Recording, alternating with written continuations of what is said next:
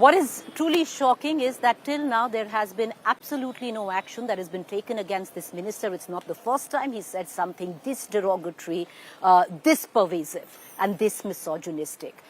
What has also happened, viewers, is interimly, you've had the Australian cricket team's handle on the social media platform X, where they had tweeted about the incident, deleting all their tweets because they say that they've been facing constant harassment ever since they actually posted about the incident. Shocking to say the least. No action, nothing coming in where the incumbent government of Madhya Pradesh is concerned, or the party right now. I want to cut across to our two guests this evening, Ms. Brinda Adige and Ms. Lalita Kumaramangalam, former chairperson NCW, Brinda Adige, women rights activist. I want to cut across first to Ms. Lalita Kumaramangalam. Ma'am, you've been part of the Bharatiya Janata Party, and Yes. I'm a little appalled today that there has been no action that has been taken against Mr. Vijayvargiya. Absolutely nothing. Stone cold silence coming in from the Madhya Pradesh government as well as the central party. I'm as appalled as you are, Preeti. At the very least, Mr. Vijayvargiya should be made to apologize for the people whose feelings he's hurt. And this is not just the cricketers. When you're in a position of power or influence, you really need to watch what you're saying. When I was young, my father used to say, bite your tongue. I think more often than not, our politicians must learn that when you are talking on sensitive topics, please do not just rattle off whatever you think will get you out of hot water. In this case, I found his remarks not only insensitive and very, very patriarchal, but and victim shaming. These are the normal words we use. A politician who has been elected to rule, whether the ruling party or the opposition or any other party, must understand that a huge number of people have put their trust in him. Many of those people are women who have voted for him. Imagine the disappointment and the fear now, or the apprehension that girls may have in that part of the country, Madhya Pradesh, that a minister has said something like this. Couldn't he have stopped with saying that, yes, this should not have happened? Victim shaming is ridiculous. It's the usual, what we say, cover that people use to hide the faults in the system. In this case, whoever did the abuse of these young girls, he's been arrested. But that's not the point.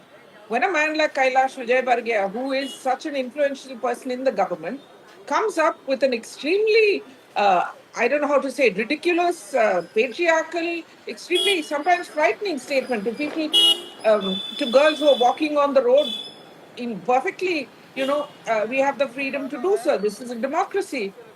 At the very least, Mr. Vijayvargiya should apologize, not just to the two Australian football players who were assaulted, but to all the women who have been hurt by what he said. More than hurt, scared. I can't use the word I want to use now on TV, but really scared. Even women like me, I have a 12-year-old granddaughter. Somebody turns around and tells me if she's walking down the street in her school uniform, which is basically a skirt and a blouse, that she's dressed inappropriately, therefore she has been abused, I would probably slap that man. I'm sorry. I'm in a position to be able to talk so strongly and perhaps follow up on it. But most women are not.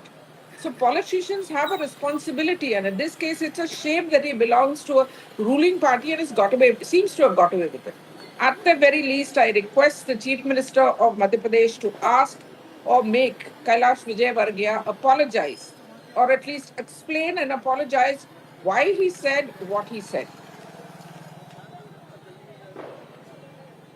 It's not just about an apology. I think strong action now needs to be taken because this individual, this man, who's got gutter level thinking, has gotten away way too long. This is not the first time Kailash Vijayvargiya has said something this derogatory and this sexist, this misogynist. And he is a man who occupies a very powerful office where it comes down to the cabinet where Madhya Pradesh is concerned. So Brinda Adige, my question is, because ultimately it gets down to between one government or the other that your molestation is bigger than my molestation. But having said that today, if one doesn't hear not condemnation but action coming in, what's the message that we are sending across not just in our country, but internationally.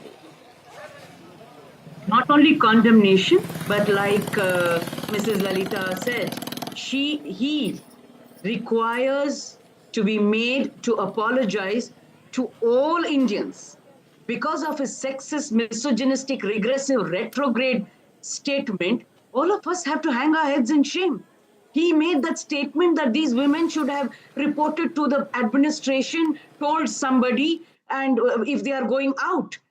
Does he not know that it is his responsibility, his government's responsibility, the state's responsibility to ensure at least 10-kilometer radius from that hotel, there is patrolling that is increased, that there is more security?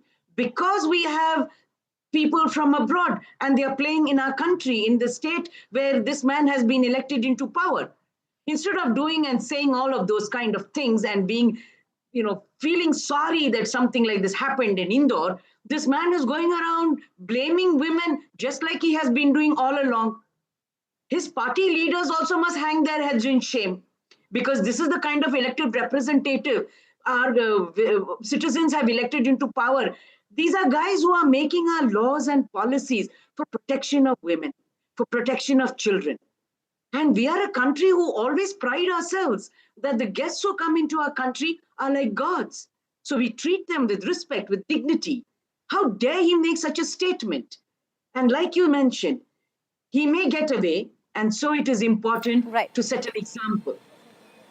I'm hoping that my Prime Minister and his party leaders. But, Ms. Kumaramangalam, I want to bring you back into this conversation, because as much as it that we can keep delving into and talk about, we should have strengthened security around, the hotel that they were in. They should have been patrolling, and they should have been. There's nothing wrong with what Brinda Adige is saying. But this is a true reality check on what young girls face every day on the streets of India, small towns, big cities, and this is the mindset of our ruling class, because this team was an Australian team.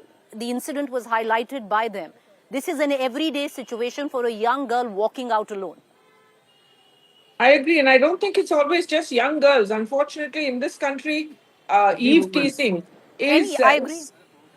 Sorry? Unfortunately, in this country... I agree, ma'am. You're right. It's not just young girls. It could be any woman.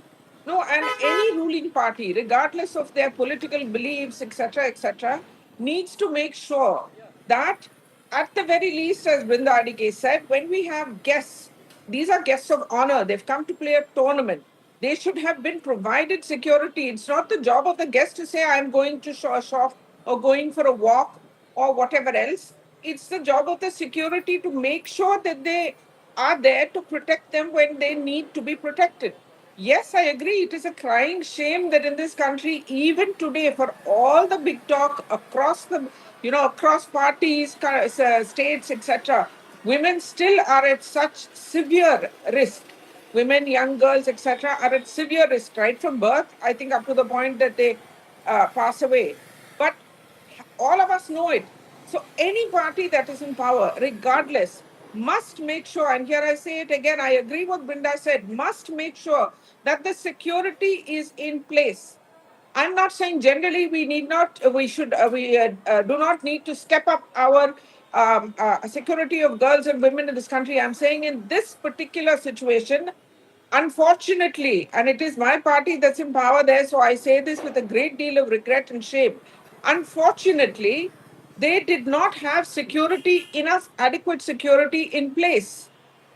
These are everyday happenings, as you pointed out, Preeti, and everybody knows it.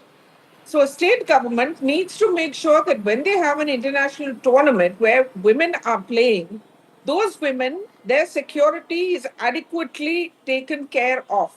It is a fault of the government, and when a minister of that government, a senior minister, turns around and makes a statement where he more or less absolves the government of blame and actually tries to victim shame, then it's not only deeply regretful, it's also, like I said, it's very frightening. Where is the security for women, for all the shows we have and come and, agitate on TV, for all the work that is done by so many women across the last 70 years or so? Where is the security for women? Over and over again, I mean, all over again, we go through this in a month, at least 2 or 3 times. I'm saying this on some issue or the other, whether it's dowry, whether it's eve teasing, whether it's molestation, whether it's rape. We just don't seem to be able to move forward. There is something intrinsically wrong in the system.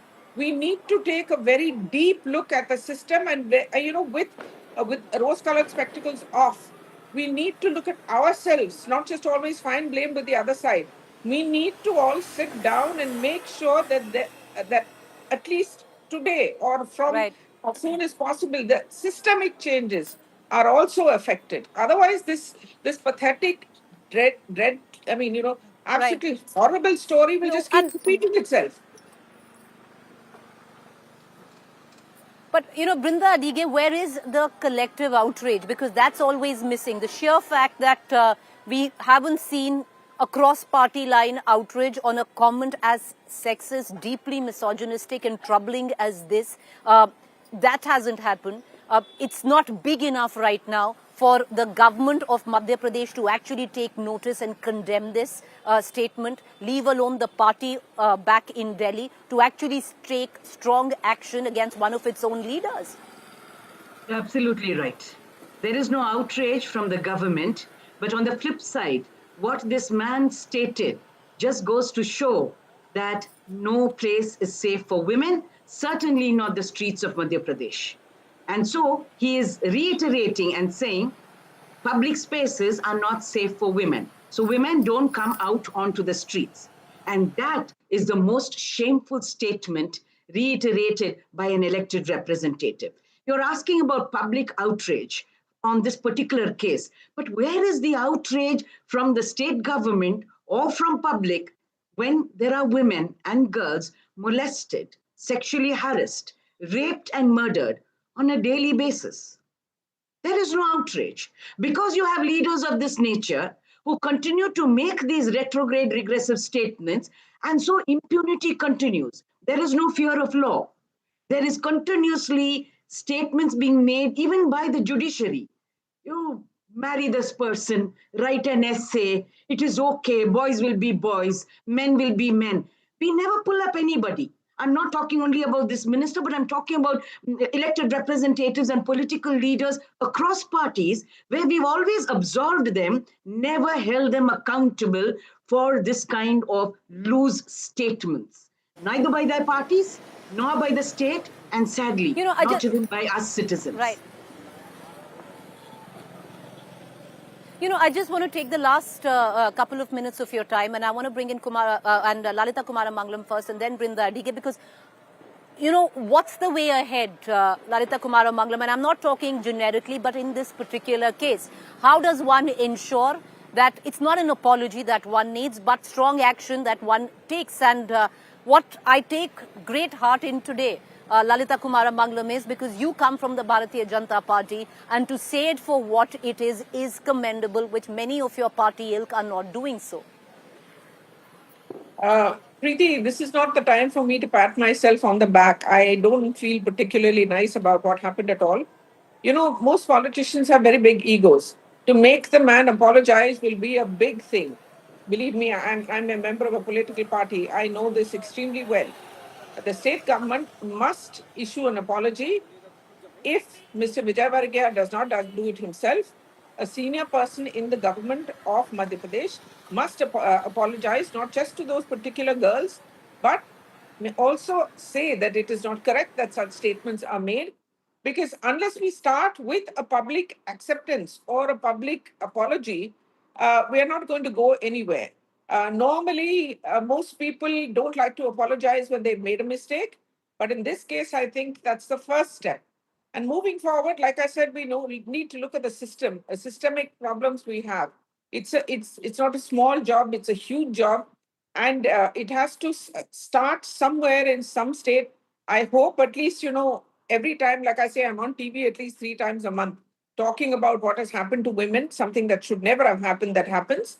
And it keeps happening over and over again, whether it is in Kashmir or Madhya Pradesh or Tamil Nadu or anywhere else. It's sort of repetitively women keep getting abused, killed, raped, Right. etc., etc. So we must sit down, and I think everybody Right. needs to sit down I together want to, right. and look at systemic changes that I have want to to get be in, put in I want place. to get in, yeah. Brinda Adige to come in. Brinda Adige, if you could encapsulate, because, you know, we can talk about the how, you know, how we're going to fix it, which never gets fixed because the issue quite remains the same, and there is absolute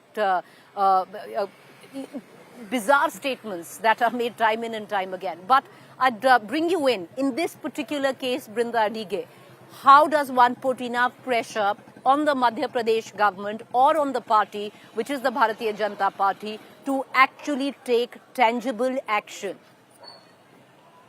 I think it is media channels like you who are the best to put that kind of a pressure. But that said, I think it is important that the Madhya Pradesh Chief Minister show that there will be consequences if these kind of talk are continuously spewed by members from his party, and that consequences is not something that you're saying, okay, I'm going to take action against him. You have disciplinary clauses, you have guidelines within your party manifestos, and that is something you must put on place. You must not be afraid to put somebody where they are meant to be, so that you teach a lesson to others and say such action, such behavior and derogatory speech against women citizens of our nation and guests who come into our nation is absolutely unacceptable.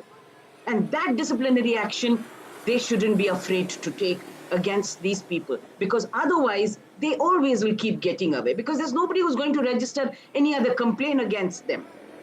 Even the Australian cricketers, somebody might say, oh, we are going to register an FIR or whatever. But it is the party's job, the state government's responsibility. Otherwise, who else will you hold accountable? Nobody is held accountable. And this kind of behavior will continue, and people, especially the perpetrators, will think, okay, why should I fear the law? Let's go on. So the state government of Madhya Pradesh, the chief minister, must put his foot down and ensure that disciplinary action is taken against this man within the party at least. Right. Well, I appreciate both you ladies for joining us. Thank you there. Well, we on our end are going to do what we can, and that is two men are answerable today on why no action has been taken against Mr. Kailash Vijayvargiya. And that is Party President of the BJP, Mr. J.P. Nadda, and the Chief Minister of Madhya Pradesh, Mr. Mohan Yadav. Thank you for joining us on this debate.